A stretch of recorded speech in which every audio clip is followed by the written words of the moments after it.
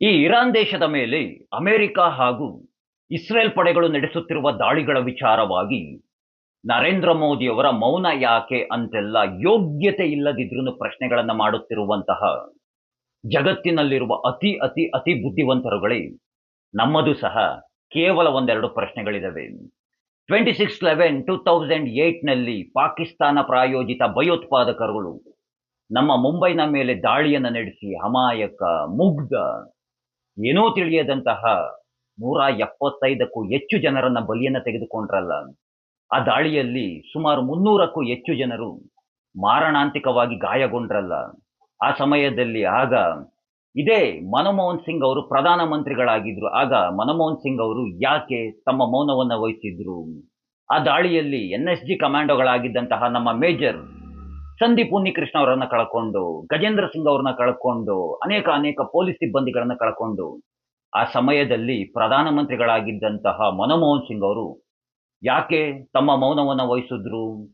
ರೀ, ಪಾಕಿಸ್ತಾನದ ಮೇಲೆ ದಾಳಿಯನ್ನ ಮಾಡೋದಿರ್ಲಿ ಕಣ್ರಿ, ಅವ್ರು ಮಾಡಿದಂತಹ ದಾಳಿಯನ್ನ ಇವರ ಯೋಗ್ಯತೆಗಳಿಗೆ ಖಂಡಿಸ್ಲಿಲ್ಲ, ಇವರಾಗ್ಲಿ ಇವರ ಪಕ್ಷದವರಾಗ್ಲಿ. ಯಾಕೆ? ಯಾವ ಉದ್ದೇಶದಿಂದ, ಯಾವ ಕಾರಣಾಂತರಗಳಿಂದ? ಅಯ್ಯೋ ಪಾಪ, ಖಂಡಿಸ್ಬಿಟ್ರೆ ಏನೇಳಿ, ಖಂಡಿಸ್ಬಿಟ್ರೆ ವೋಟ್ ಬ್ಯಾಂಕ್ ಡಮರ್ ಆಗ್ಬಿಡುತ್ತಲ್ಲ, ವೋಟ್ ಹಾಕಲ್ವಲ್ಲ. ಪಾಕಿಸ್ತಾನವನ್ನ ಖಂಡಿಸ್ಬಿಟ್ರೆ ಆ ಕಾರಣದಿಂದ ಖಂಡಿಸ್ಲಿಲ್ವೋ? ಯಾಕೆ ಖಂಡಿಸ್ಲಿಲ್ಲ ಅಂತ ಅಂದ್ಬಿಟ್ಟು ಯಾರಾದ್ರೂ ಉತ್ತರವನ್ನ ನೀಡ್ತೀರಾ? ಯಾರಾದ್ರೂ ನೀಡ್ತೀರಾ? ನರೇಂದ್ರ ಮೋದಿ ಅವರು ಯಾಕೆ ಮೌನವನ್ನ ವಹಿಸಿದ್ದಾರೆ ಅಂತ ಕೇಳ್ತಾ ಇದ್ದಾರಲ್ಲ ಆ ಬುದ್ಧಿವಂತರುಗಳ. ಅವತ್ತು ಮನಮೋಹನ್ ಸಿಂಗ್ ಅವರು ಯಾಕೆ ಮೌನವನ್ನ ವಹಿಸಿದ್ರು? ಯಾರಾದ್ರೂ ಒಬ್ರು ಹೇಳಿ. ಯಾರಾದ್ರೂ ಒಬ್ರು ಹೇಳ್ತೀರಾ? ಇದಕ್ಕೆ ಉತ್ತರವನ್ನ ನೀಡ್ತೀರಾ? ನಾನು ಹೇಳ್ತೀನಿ ಯಾಕೆ ಮನಮೋಹನ್ ಸಿಂಗ್ ಅವರು ಮೌನವನ್ನ ವಹಿಸಿದ್ರು ಅಂತ. ಮನಮೋಹನ್ ಸಿಂಗ್ ಅವರ ಬಾಯಿಗೆ ಬೀಗವನ್ನ ಜಡಿದ್ಬಿಟ್ಟು ಆ ಬೀಗದ ಕೈಯನ್ನ ತನ್ನ ಸೊಂಟಕ್ಕೆ ಸಿಗಿಸ್ಕೊಂಡು ಓಡಾಡ್ತಾ ಇದ್ದು ಇದೇ ಸೋನಿಯಾ ಮೇಡಮ್ ಅವರು. ಸತತ 10 ವರ್ಷಗಳ ಕಾಲ, ಏನ್ ಹೇಳಿ, 10 ವರ್ಷಗಳ ಕಾಲ ಪಾಪ ಮನಮೋಹನ್ ಸಿಂಗ್ ಅವರು ಮೌನಾಚರಣೆಯನ್ನ ಮಾಡೋ ಹಾಗೆ ಮಾಡ್ಬಿಟ್ರು. ಆ ವ್ಯಕ್ತಿ ಏನು ಮಾತನಾಡ್ಲಿಲ್ಲ ನಮ್ಮ ದೇಶದ ಪ್ರಧಾನಮಂತ್ರಿಗಳಾಗಿದ್ರು. ನಮಗೆಲ್ಲ ಪ್ರಧಾನಮಂತ್ರಿಗಳು ಅಂತಂದ್ರೆ ಸೋನಿಯಾ ಮೇಡಮ್ ಅವರು ಅನ್ಕೊಂಡ್ಬಿಟ್ಟಿದ್ದು ನಾವುಗಳೆಲ್ಲ. ನರೇಂದ್ರ ಮೋದಿ ಅವರ ಅಧಿಕಾರಕ್ಕೆ ಬಂದ ನಂತರವೇ ನಮಗೆ ಗೊತ್ತಾಗಿದ್ದು, ದೇಶದ ಪ್ರಧಾನಿ ಅಂದ್ರೆ ಇಷ್ಟೆಲ್ಲ ಕೆಪಾಸಿಟಿ ಇರುತ್ತೆ, ಈ ರೀತಿಯಾಗೆಲ್ಲ ನಿರ್ಧಾರಗಳನ್ನು ತೆಗೆದುಕೊಳ್ಬಹುದು ಅಂತ.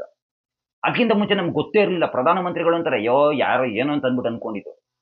ಸುಮ್ಮನೆ ಏನೋ ಒಂದು ವಿಚಾರಗಳಿಗಿರ್ತಾರೆ ಪ್ರಧಾನಮಂತ್ರಿಗಳು ಅನ್ಕೊಂಡಿದ್ದು.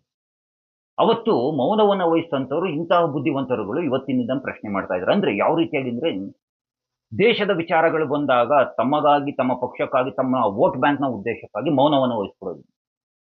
ವಿದೇಶಗಳ ವಿಚಾರವಾಗಿ ಬಂದಾಗ ಮೌನ ಮುರಿಬೇಕು ಅಂತ ಬೇರೆಯವರ ಮೇಲೆ ಒತ್ತಡವನ್ನ ಹೇರೋದು. ಯೋಗ್ಯತೆ ಇದೆಯಾ ಈ ರೀತಿಯಾಗಿ ಪ್ರಶ್ನೆಗಳನ್ನ ಮಾಡೋದಕ್ಕೆ? ಯಾವುದೇ ರೀತಿಯಾದಂತಹ ಯೋಗ್ಯತೆಗಳಿಲ್ಲ.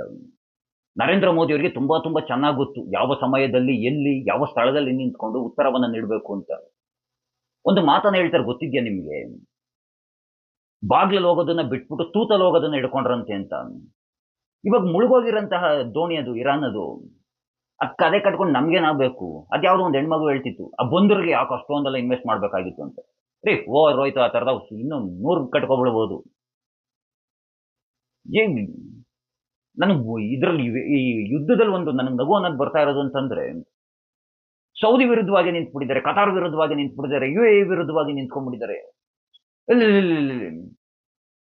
ಈ ಈ- ಈ ಎಂತೆಂತಹ ಬುದ್ಧಿವಂತರುಗಳಿದ್ದಾರೆ ಅಂತಂದ್ರೆ, ಇರಾನ್ ಮೇಲೆ ನಡೀತಿರುವಂತಹ ದಾಳಿಗಳನ್ನ ಖಂಡಿಸ್ತಾ ಇದ್ದಾರೆ. ಇದೇ ಪಾಕಿಸ್ತಾನದ ಮೇಲೆ ನಡೀತಿರುವಂತಹ, ಆಫ್ಘಾನಿಸ್ತಾನದ ಮೇಲೆ ನಡೀತಿರುವಂತಹ ದಾಳಿಗಳನ್ನ ಖಂಡಿಸ್ತಾ ಇಲ್ಲ. ಯಾಕಲ್ಲಿ ಮಕ್ಳುಗಳು ಇಲ್ವಾ? ಭಲೇ ಬುದ್ಧಿವಂತರುಗಳಿದ್ದೀರಾ ನೀವುಗಳು ಮಾತ್ರ. ಇವತ್ತಿನ ಯುವಜನತೆ ಸರಿಯಾಗಿ ಇಂತಹ ವಿಷಯಗಳನ್ನ ಸರಿಯಾಗಿ ತಿಳ್ಕೊಳ್ಳಿ. ಈ ರೀತಿಯಾದಂತಹ ವಿಷಯಗಳನ್ನ ತಿಳಿಸುವಂತಹ ವಿಡಿಯೋಗಳು ನೀವುಗಳು ನೋಡ್ತಿರೋ ನೋಡೋದಿಲ್ವೋ ಯಾರಿಗ್ ಗೊತ್ತು ಅಂತ ಹೇಳ್ತಾ, ಮುಂದಿನ ಬಾರಿ ಯಾರ್ಯಾರು ಮತ ಹಾಕ್ಬೇಕು ಅಂತ ಏನಾದ್ರು ಮುಂದೆ ಬರ್ತಾ ಇದ್ದೀರಲ್ಲ ನೀವುಗಳು, ದೇಶದ ಭವಿಷ್ಯವನ್ನ ನೋಡ್ಕೊಂಡು ಮತ ಹಾಕಿ. ಇಲ್ಲ ಅಂತಂದ್ರೆ ನಿಮಗೆ ಅಂತಿರೋದು ಇದೊಂದೇ ದೇಶ. ಇನ್ಸ್ಟಾಗ್ರಾಮ್ ರೀಲ್ಸು, ವಿಲಿ, ಆ ಶೋಕಿ ಈ ಶೋಕಿ ಮಾಡ್ಕೊಂಡಿದ್ರೆ ಅದು ನೆಕ್ಸ್ಟ್ ಅದನ್ನು ಮಾಡೋಕ್ಕಾಗೋದಿಲ್ಲ ನಿಮ್ ಕೈಲಿ. ಗುಲಾಮರ ಬದುಕಾಗೋಗುತ್ತೆ ನಿಮ್ದೆಲ್ಲ. ಇವತ್ತಿನ ಯುವಜನತೆ ಇಂತಹ ವಿಷಯಗಳನ್ನ ಅರ್ಥವನ್ನ ಮಾಡ್ಕೊಳ್ಳಿ ಅಂತ ಹೇಳ್ತಾ, ಆ ಕೃಷ್ಣ ಎಲ್ಲರಿಗೂ ಒಳ್ಳೇದ್ ಮಾಡಿ. ಎಲ್ರಿಗೂ ಧನ್ಯವಾದಗಳು. ಜೈ ಶ್ರೀ ಕೃಷ್ಣ.